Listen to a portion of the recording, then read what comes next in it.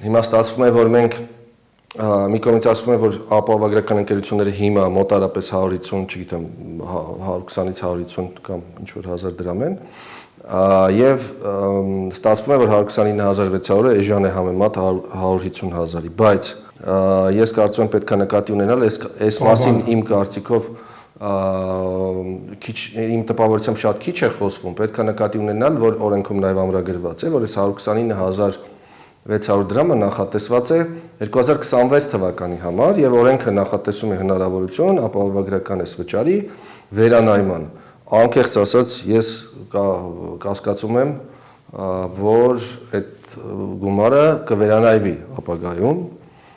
եթե չվերանայվի, իհարկե շատ ավելի լավ կլինի ու կստացվի, որ իմ կասկածները հիմնավոր չէին, ես ուրախ կլինեմ դրա համար։ Իմ կարծիքով թիվը նվազ թիվ են դրել, որտեղ շատ ավելի հեշտ է նվազ թվով առաջ գնալ եւ բնակչությանը ասել, որ գիտեք ինչ, ընդհանրապես այսքան պետքա վճարեք, կամ ամսական 10,800 է, հա, գալիս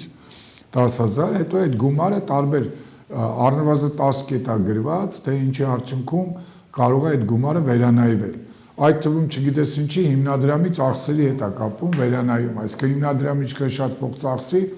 այդքան մենք պարտավոր ենք այդ ծախսերը փակել։